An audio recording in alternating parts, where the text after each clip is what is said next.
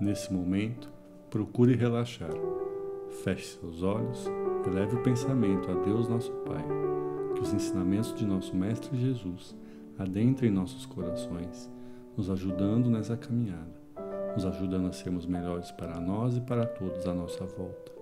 Que assim seja, graças a Deus.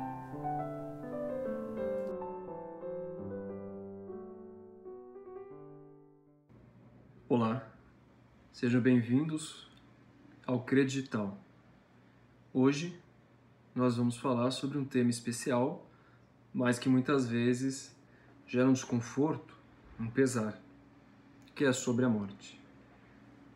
A única certeza que nós temos, como muitos falam, o momento que nos visita, várias reflexões surgem na mente. O que é a morte? E o que ela tem a nos ensinar? Há diversas correntes e filosofias que vão tratar desse assunto de maneiras diversas. Mas, quando aquele ente querido parte, quando aquela pessoa que tanto estimamos tem a sua chama esvaída, ficam questionamentos. Será que é o fim? Será que aquele amor que partiu, aquela pessoa que tantas experiências tivemos juntos, para sempre desapareceu?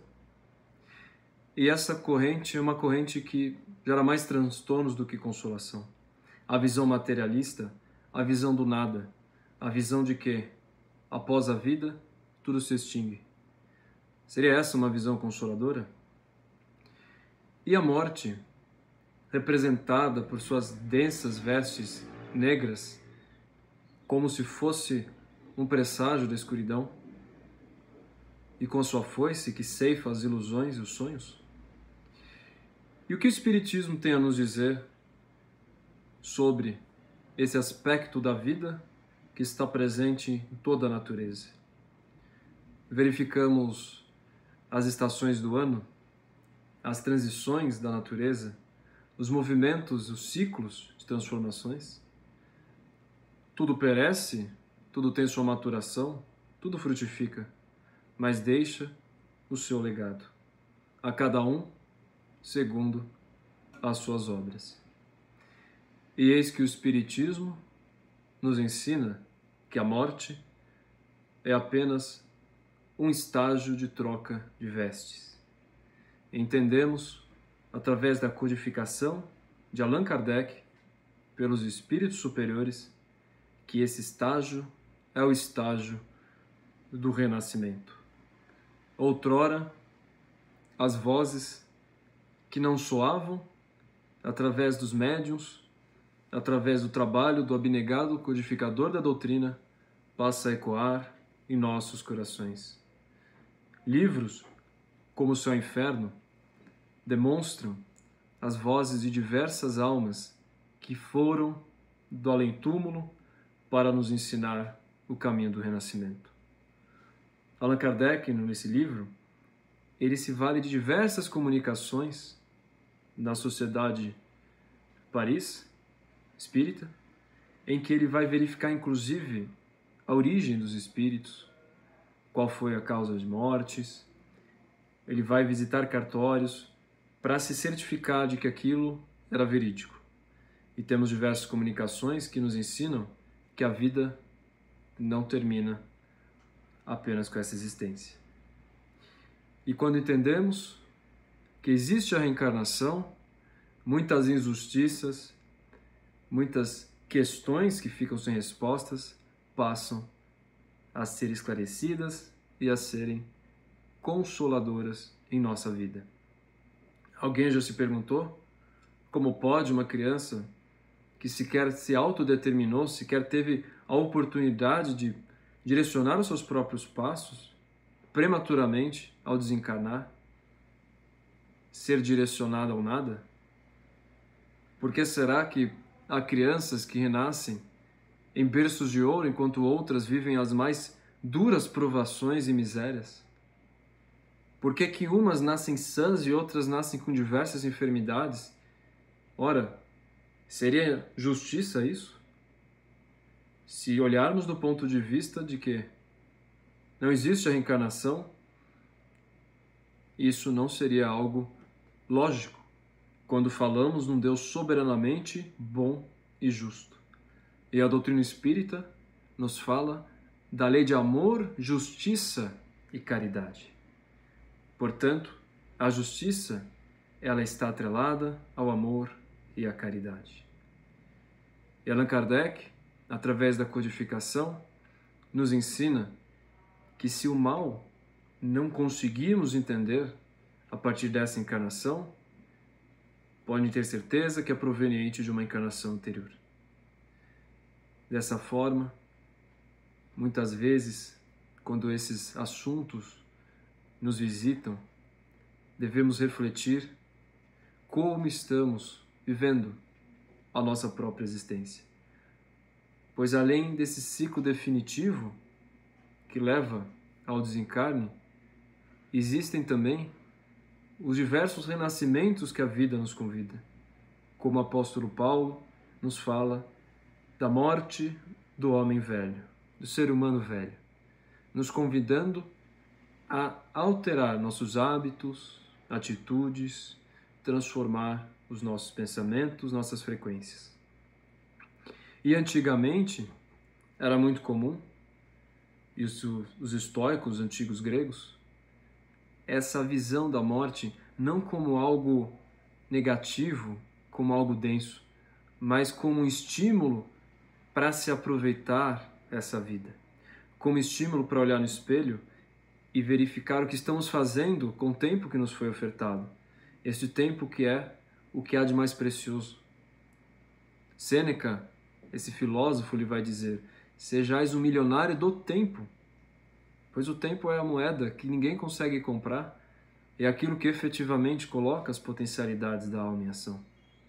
Então, se olharmos no espelho da nossa própria existência, busquemos essa metafísica da morte. O que nós estamos fazendo e o que sentimos que devemos fazer. E não esperar um momento derradeiro, quando se aproximar, para pensar sobre isso. E não é por outro motivo, quando nós olhamos as estátuas dos santos, que nós vemos muitas vezes a presença de um crânio. Já se perguntaram por que de um crânio, a presença ao lado de um santo? E é justamente o lembrete de que a vida é curta, a morte é breve. E se olharmos para trás, 10, 20 anos passaram no estalar de um dedo. E esses pequenos renascimentos nos convidam a entender quais são as nossas obras. E nesse sentido, gostaria de contar uma história de autoria desconhecida, e é uma história que nos convida a olhar para essa metafísica da morte. Diz essa história que um homem queria saber como que era no plano espiritual aqueles que já partiram, e ele tinha curiosidade e sede para ter essa visão. O que acontece? Como que é essa questão de vivenciar esse presente e o que acontece do outro lado depois do desencarne? E o seu mentor o atende, leva ele para o plano espiritual quando ele está dormindo, e eis que ele se depara com um cemitério. Ele começa a olhar aquele cemitério e ele verifica ali o nome das pessoas, e verifica, um viveu 2 anos, outro 3 anos, outros 6 meses. Ele fica surpreso com isso e ele se depara, então, fala: então estou num cemitério de crianças, é isso? E o mentor fala: não, são pessoas normais. Mas ele fala: mas por que tão pouco tempo? E o mentor diz: porque no plano espiritual não importa o tempo que se viveu na Terra, mas o que se fez com o tempo que se viveu. E se pudéssemos olhar hoje com autocompaixão para o que possivelmente estará escrito nessa nossa lápide do plano espiritual, evidente se trata de uma metáfora, quantos anos estaria escrito em que efetivamente vivemos a nossa verdade, aquilo que acreditamos e aquilo que sentimos alinhado com o nosso propósito? São esses questionamentos. É assim que A morte nos convida a entendermos que nessa passagem de tempo, o que se importa é o que estamos fazendo com as oportunidades, com o pão nosso de cada dia que todo dia nos é ofertado, com a consciência que temos, com a possibilidade de transformar, de evoluir e desenvolver cada vez mais o que se passa dentro de nós. E na antiga Roma, quando os grandes generais, os valorosos soldados voltavam triunfantes das guerras, ao lado deles, uma pessoa era colocada e sussurrava a palavra memento mori, que dizia: lembre-se do momento da morte. Como que dizendo, não deixe que a vaidade torne grandiosa o suficiente para que você esqueça daquilo que lhe compete. E que possamos, então, olhar para isso com o devido amor e carinho. Por mais difícil que seja, e é evidente que é um tema que transforma e que traz muitas vezes muita angústia, afinal existe o luto, existe todo o processo que nós sabemos, devemos entender que existe um Deus soberanamente bom e justo e que não existe sofrimento sem causa. Tudo que ocorre em nossa existência há um motivo. E por mais que não nos seja permitido entender o motivo, se acreditamos num Deus soberanamente bom e justo, esse motivo sempre será pautado na lei do progresso.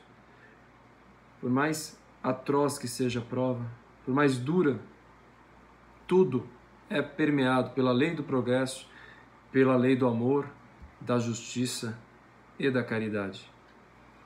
Que tenhamos isso em mente, inclusive para as provas coletivas em que muitos desencarnes acabam sendo simultaneamente realizados. Que entendamos, como diz Albert Einstein, Deus não joga dados com o universo. E não existe privilégio.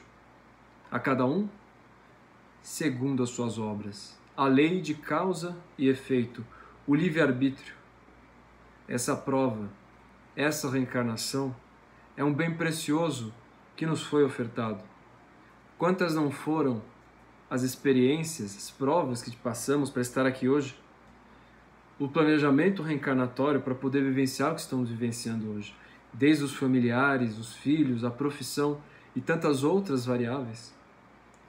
Que possamos, então, olhar para esse apagar da velha chama como o momento em que iremos retornar à pátria espiritual, que é a verdadeira pátria, e estarmos conectados e dizermos: enquanto vivi, estive conectado com aquilo que eu acreditava, amparado pelos espíritos superiores, e eu pude ser um exemplo quando digo: Pai, que seja feita a vossa vontade. E como instrumentos do amor, da cura, da regeneração, possamos florescer cada vez mais e proporcionar isso a todos aqueles que nos envolvem. Estamos aqui para amar, para curar, para transformar. E nada disso faz sentido sem a caridade, que é a benevolência para com todos, a indulgência para com as fraquezas alheias e o perdão das ofensas. Que olhemos a morte, então, não dessa maneira tão densa, mas como um aspecto natural. Como Sócrates, quando condenado a beber veneno na frente de toda a polis em Atenas, por acreditar no seu próprio gênio, condenado a beber o veneno. E ele começa a rir quando foi condenado à morte. E pergunta: Sócrates, mas por que você está rindo? Você acaba de ser condenado à morte. E ele diz: mas como eu posso ser condenado a algo em que eu sou condenado desde o momento que eu nasci? E assim, uns viverão mais, outros menos. Outros já cumprirão seus propósitos durante suas missões. Não sabemos o que está escrito no livro da vida, mas o que nós podemos fazer está ao alcance de nossa vontade. Quantos anos deixaremos esculpidos em nossa lápide? Quantos anos efetivamente viveremos com abundância, como Cristo nos falou, vida com abundância. E o que faremos dessa bendita oportunidade que se chama reencarnação? É com isso que devemos olhar esse transcurso do tempo e abençoar todos aqueles que foram para o além-túmulo e compreender que os nossos pensamentos, os nossos sentimentos estão interligados, pois o pensamento não tem limitação, consegue permear diversas dimensões. E tudo aquilo que pensamos e sentimos reverbera e ressoa naqueles que foram. Então é muito mais importante fornecer subsídios de força, de fé e de esperança, conscientes que aqueles que passaram também sofrem. E quanto mais encorajarmos, mais também estaremos nos encorajando. Lembremos que um dia nos reencontraremos e que apenas uma troca de vestes foi feita. Pois a morte, representada então com a sua foice, ela não pode extinguir o mais importante, que é o espírito. Espírito este que é imortal, espírito este que continuará sempre em evolução, buscando depurar o amor, buscando a conexão com Deus Pai Todo-Poderoso. E assim, desejo a todos que possam olhar para suas vidas como bênçãos de renascimento, buscando as pequenas mortes da vida nos processos de depuração e purificação, e olhando para esse processo de um modo natural, com reverência, mas sobretudo entendendo que Deus, nosso Pai, tudo sabe, e é Ele que guia o leme do destino, que nos conduzirá aos astros e às estrelas. Que o nosso Pai abençoe a todos, agora e sempre. Que assim seja, graças a Deus.